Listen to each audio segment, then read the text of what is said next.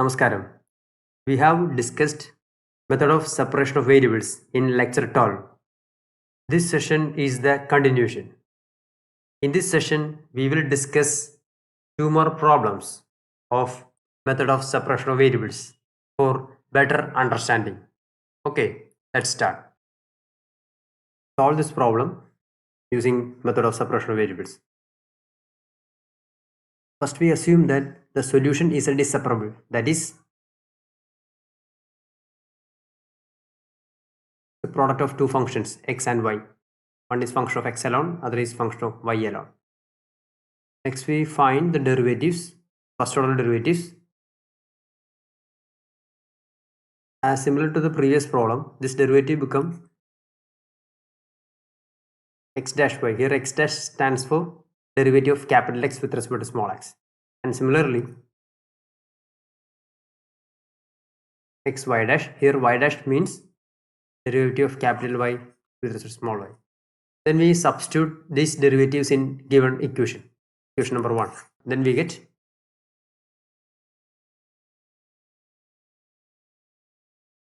this implies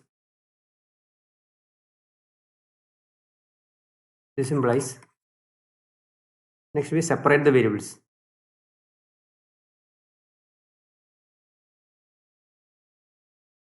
As similar to the previous problem, here left side is function of small x alone and right side is a function of small y alone. So such functions are equal only when there must be a constant, let it be k. So now we have two ordinary differential equations. The first one is and by cross multiplying this minus x square, this differential equation become, and similarly by cross multiplying y cube we get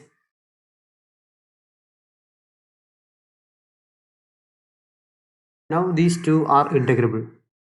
Okay, our ultimate aim is to find this capital X and capital Y. Okay, so by integrating this expression with respect to small x, so that means plus a constant of integration, let it be some log a. Then this left side become log x, as we have seen in previous lecture. Okay, this is similar to our normal integration. For example, integral some sin x. What is the derivative of sin x? Cos x dx. Okay, here this is our capital X, right? This is our x dash, this is our dx. Then what is the integration of this cos x by sin x with respect to small dx? You can integrate this using method of substitution. You take x as sin x, then what is dx? So this integration become, this is nothing, this is our log x, that is log sin x. So that's why this is log x. So this is equal to, the right hand side is minus k is a constant, so this become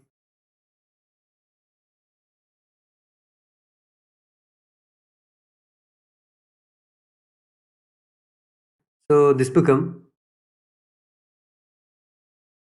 log x by a. Taking exponent on both sides, we get, by cross multiplying a, we get,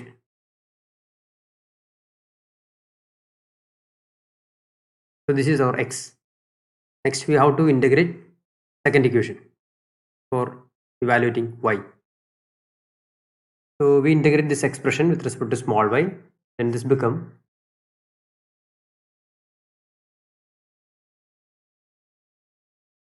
plus constant of integration log b. As similar to the previous case, this become log y. This is y raised to 4 by 4. By taking log b to the left side, so this is log y minus log b, that is log y by b.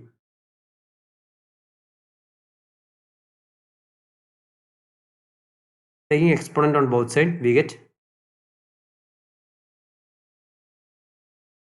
therefore cross multiplying b to right side, we get y.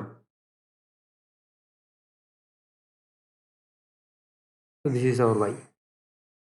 Now we have x and y. Then we can easily find the separable solution of this PDE. So our solution is zxy.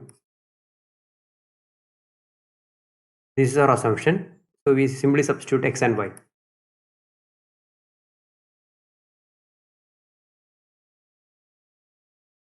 And this is equal to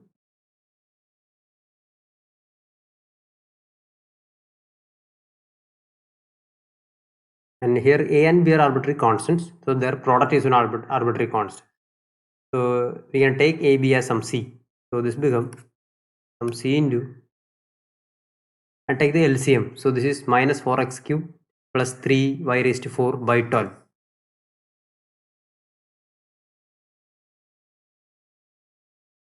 Again, we can replace this k by 12 by a single arbitrary number because k is an arbitrary, so k by 12 is an arbitrary. So ultimately, the simplest form of this separable solution is some c times e raised to where c and m are arbitrary numbers. This is a solution. So c times e raised to some k is an arbitrary, k into minus 4x cube plus 3y raised to 4.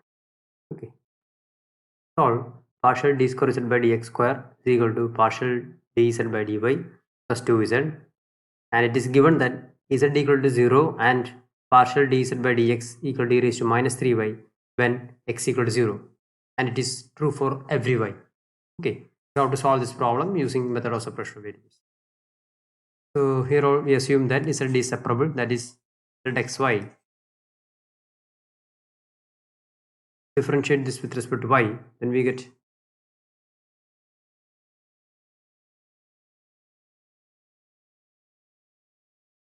again you differentiate with respect to x for finding the second derivative. Substituting these three quantities in given equation, then we get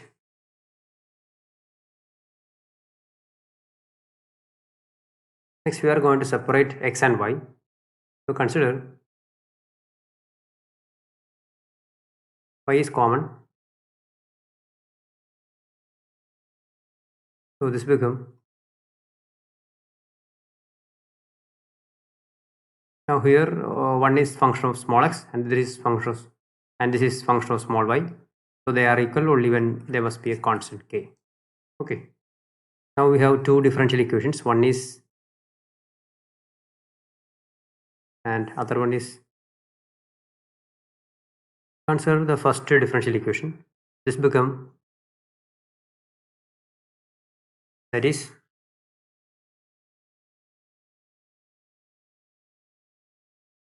now this is a second order homogeneous ordinary differential equation.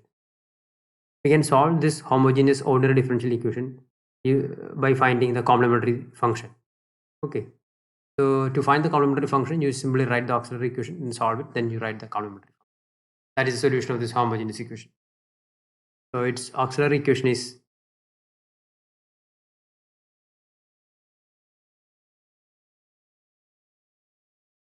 so what is the solution corresponding to these two roots? So x is equal to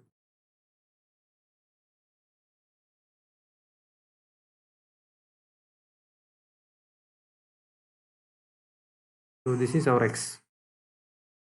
Next we have to integrate this second equation. You simply integrate this with respect to y, small y, then we get left hand side become log y, right hand side become ky plus some log a constant of integration. So this is log y minus log a, that is log y by a ky. By taking the exponent on both sides we get, therefore y is equal to some a into e raised to ky.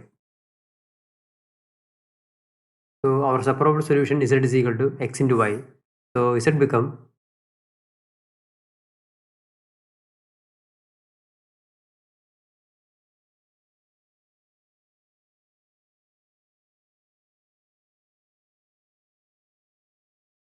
if you multiply with this constant, so this become AC1 and this is AC2, but A C1 and C2 all are arbitrary constants. So AC1 and AC2 are arbitrary constants. That will be capital A and B. So ultimately our solution becomes some arbitrary constant A into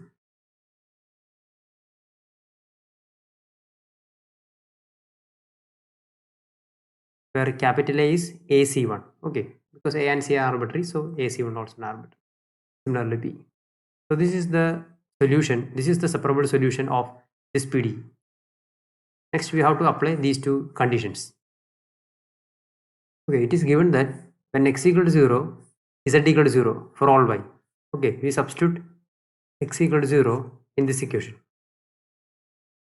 So left hand side becomes 0.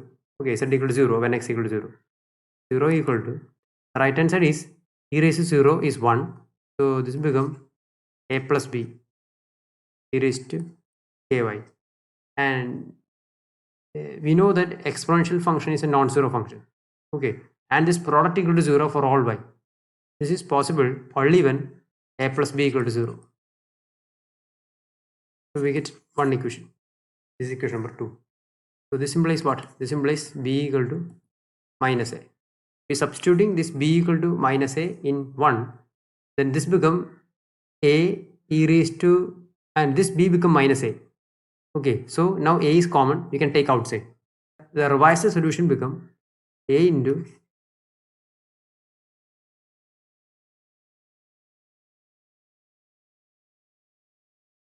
so after applying one condition, our solution is modified like this. Okay, next we have to apply the second condition, this one.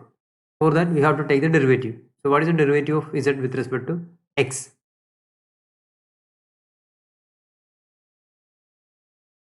The derivative of this term is e raised to root 2 plus kx times root 2 plus k, and derivative of this become e raised to minus 2 root 2 plus kx times minus of square root of 2 plus k.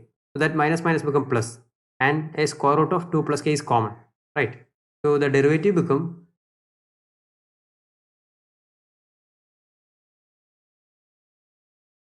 this become plus.